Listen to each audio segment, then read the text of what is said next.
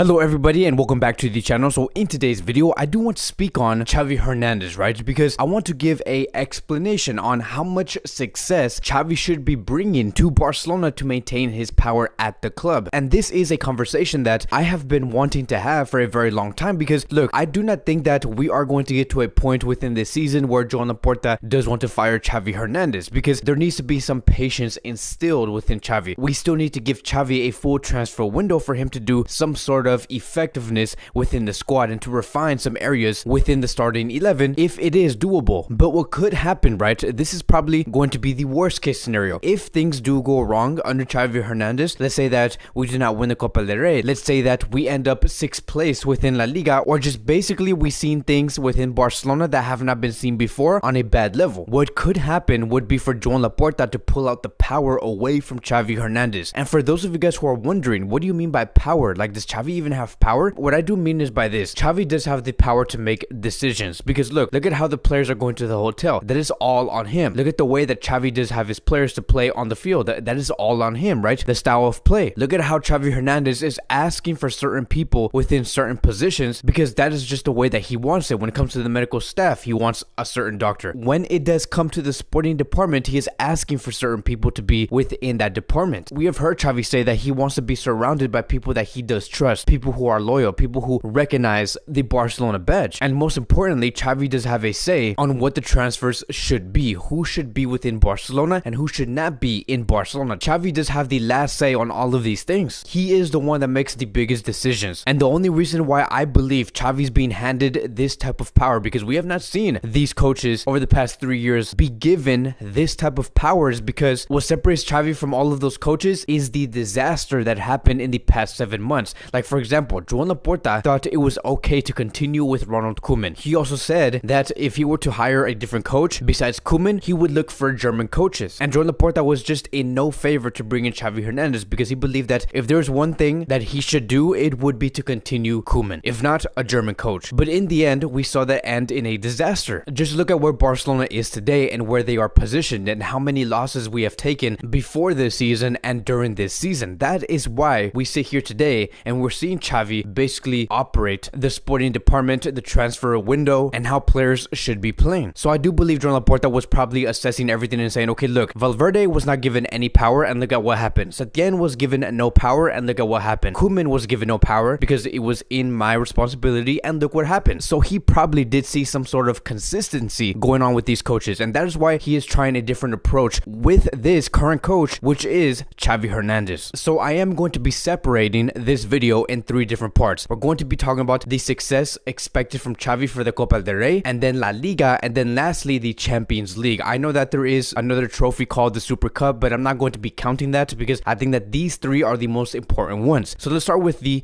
Copa del Rey. And so we previously did win this trophy under Ronald Koeman, and so I do think that he is expected, right, Xavi, he is expected to win this trophy. Now, look, I know that what I said here is a very big demand coming from Xavi, because I do think that it's going to be harder for him to achieve this trophy. One of the reasons is because of the level that these Spanish clubs are in right now. Look at what Valencia is doing. Look at what Real Betis is doing. Look at what Atletico Madrid is doing. Real Madrid, Real Sociedad. There's so many Spanish clubs in general, right? Many of these Spanish clubs have gotten very strong. But most importantly, I do think that one of the biggest factors on why Xavi is going to be finding it much harder to win the Copa del Rey is because he is not going to be having Antoine Griezmann and Lionel Messi, 2 players who were basically the reason why Koeman won that trophy. Griezmann handed so many assists and goals within this tournament. Messi was also finding those goals, building those plays, and that is why they have won the Copa del Rey. Xavi will be given the test of not having those 2 players. But in the end, I do think that it is mandatory to win this trophy and to win it well, to play with great style, to play convincingly, to win convincingly. Because in the previous games that we have played under Ronald Koeman in the Copa del Rey, they were not the most beautiful games. Like, we had poor defending. We did not control the possession. We played very slow football. But again, because of the brilliance coming from Messi and Griezmann, we were able to get through. But for this tournament, Xavi is expected to win, and expected to win with great football. Now let's move on towards La Liga. Now this is where things do change a little bit, because within La Liga, we are placed in a very horrible position. Xavi was brought into La Liga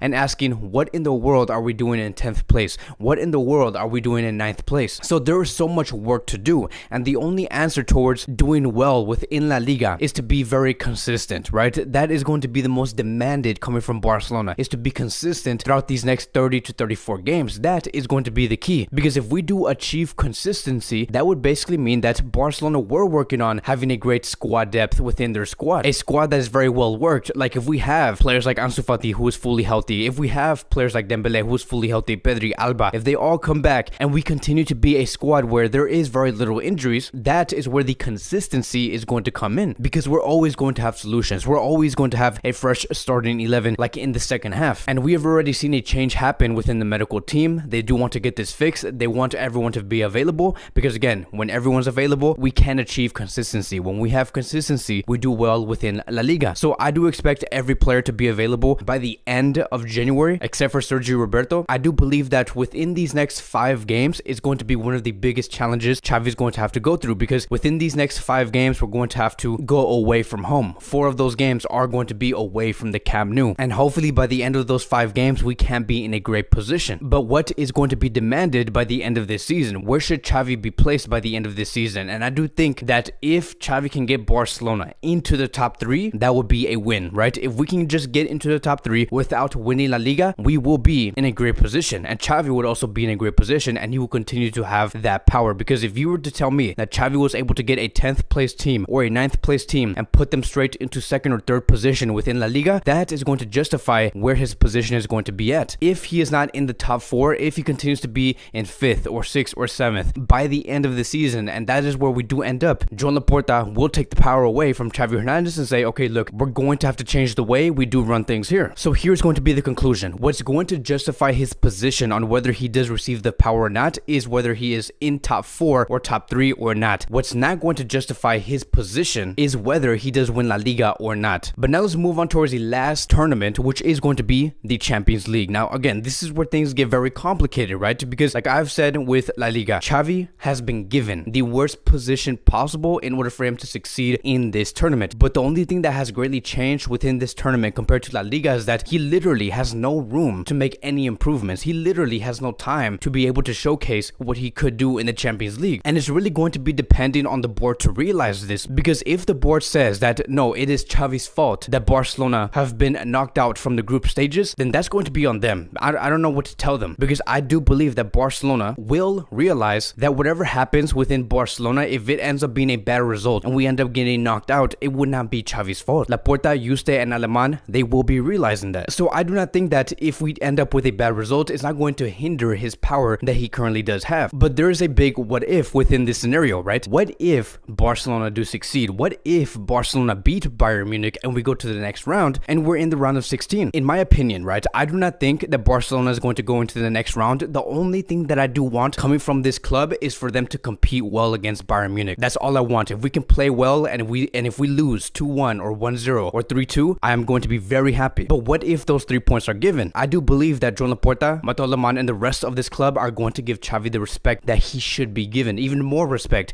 and more power that he does have at this very moment. Because if you're able to give Bayern Munich their 2nd home loss in this season, it's going to show that Xavi does have the tactical and mental change to change this squad. It's going to show you that Xavi does have what it takes to maximize these players. It's going to show you that he is very different compared to all of the 3 players that we have had in the past 3 to 4 years. So I do not think that Xavi has a case of losing within the Champions League in this season, because if all goes bad, the board members, everyone will understand why that's the case. If it all goes good, Xavi will be winning everyone within the board members. And for them to say that yes, Xavi should be given the power for him to make decisions within this club. But that is going to be wrapping up today's Barcelona Daily News. Thank you guys so much for watching. If you guys are new here, welcome to the channel. Please like, subscribe, comment, and I will see you guys in the next video.